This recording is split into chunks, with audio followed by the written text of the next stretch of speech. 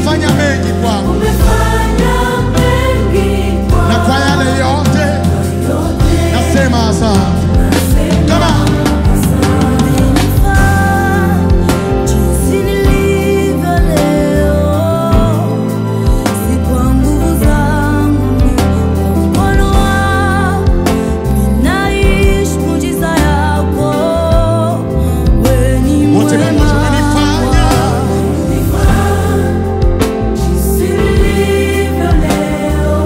Nguvu zangu na kwa mkono wako Yesu, mimi naishi muujiza yako. Wewe ni mwema Yesu, haleluya.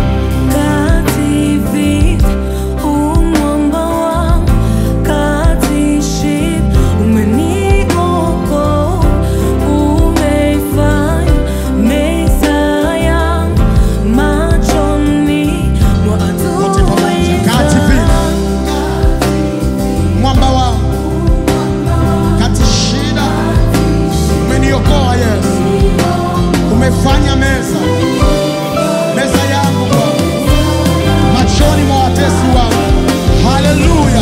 Mwambie tena, kati shida, mwamba wangu, kati shida, Yesu umeniokoa. Umefanya meza yangu machoni, kati shida,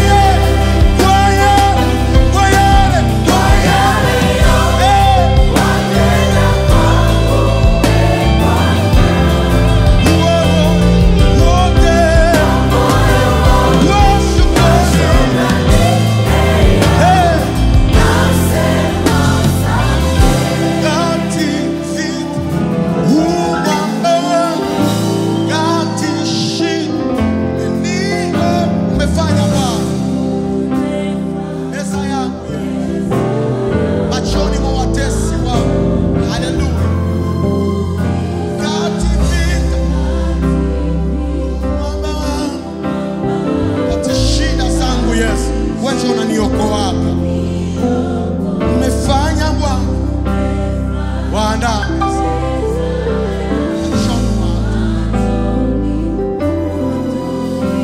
Bien-aimé, unajua kuna kitu moja jo David kunasema, anaambia watu, Bwana ni mchungaji wangu, sitapungukiwa na kitu.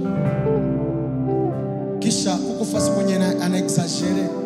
Imagine kwenye Mungu anakuwa anafanya meza yako mbele ya adui yako. Donc c'est-à-dire que bale benye balikuwa anachunga ukufe, Mungu anakuwa anajenga uzima mbele yao juu yako. Bale watu wenye balikuwa anachunga mwisho yako, Mungu anakuwa anajenga mwanzo.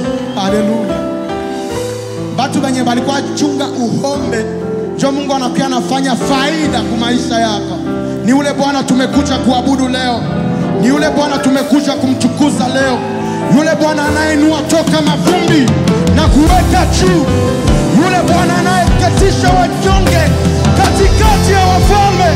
Yule Bwana anayepana jina mahali pasipokuwa na jina. Ni yule tumekuja kuabudu leo. Hebu weka mikono yako juu. Mwambie sasa Yesu.